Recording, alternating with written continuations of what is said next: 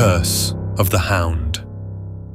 There was something unsettling about David's life. It wasn't the constant feeling of being watched or the hushed whispers behind his back. It was the dogs. No matter where he went, no matter how far he traveled, the dogs always found him. But it wasn't just a simple chase. No, these dogs, they wanted something from him. It started innocently enough during a quiet evening walk through the park. David had always loved dogs, friendly creatures, loyal companions. But that day was different. As he strolled along the path, a large black dog appeared from the shadows, its eyes gleaming with an unnatural intensity. David smiled, thinking it was just another stray seeking affection, but as he bent down to pet it, the dog's behavior changed. Instead of the usual playful nudge, it lunged, pinning David to the ground with surprising force. His heart pounded in his chest as the dog's rough tongue ran over his face, and the growls, deep and guttural, vibrated in his ears. David tried to push it off, but its grip was too strong. It wasn't just a simple attack. It was as if the creature was trying to claim him. His hands, trembling, shoved the dog off with all his strength, and he stumbled to his feet, breathless. The dog stared at him, its eyes filled with an odd hunger before turning and vanishing back into the shadows. David stood there, confused and shaken. What had just happened? But that wasn't the last encounter. No, the next one came only days later when he was walking home from the corner store. A stray dog appeared from an alley, this time smaller but equally unnerving. As soon as David locked eyes with it, the creature's movements became erratic, almost frantic. It began to chase him, growling, circling around him. David, thinking it was merely hungry, tried to calm it with soft words, but the dog had other plans. It leaped onto him, its paws gripping his chest, and this time the sensation was not just aggressive, but predatory. The dog's mouth sought his neck, and it humped against his leg with an urgency that filled David with a horrifying realization. He kicked the animal off, disgusted, his mind racing. What the hell was happening to him? The third time it happened, David wasn't even outside.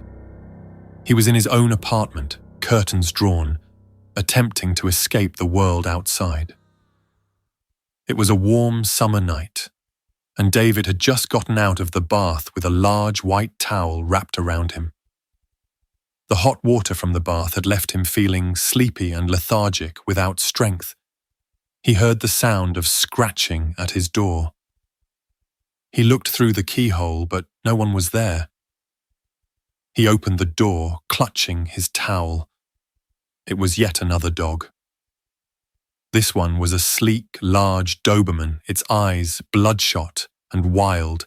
It howled at the door, its body tense, as if driven by some primal need, that when it lunged at him, dragging him to the ground, this time he couldn't fight back. His limbs froze, his body paralyzed with terror, as the dog jumped on him with unnatural ferocity. The dog pulled at the towel with his sharp teeth, sending it to the side, then proceeds on him. Now David was naked, scrambling for cover on his hands and knees, crawling on his lounge floor. He moved towards his sofa and tried to pull himself up. The weight of the dog on his back prevented him from making progress. Now David was on his hands and knees, urgently crawling, leaving his back exposed. Behind him, the dog moved on him, putting his front paws on David's back, then proceeded to hump him. The dog's genitals entered him with force. It was large and painful. He had been penetrated. David let out a loud shriek, but the dog continued. He felt the dog's genitals going deeper and deeper into him with the ferocity of a sledgehammer. He was too weak and powerless against the four of the canine, so he just clenched his fists and closed his eyes. David then moved his elbow off of the sofa and fell to the ground. That's when the dog edged away from him, seeming to smile, the dog's genitals hanging down. David noticed the dripping from the genitals of the dog. Noticing that the door was ajar, the Doberman calmly made his way out. What cruel twist of fate had cursed him? He had been violated. He got up, noticing the pain in his rear. He promptly locked the door, then made his way to the bathroom and got into the bathwater, which was turning cold.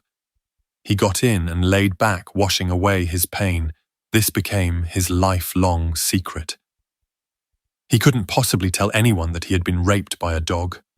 No one would believe him, and he felt too ashamed. After that night, David noticed that dogs would run from him now.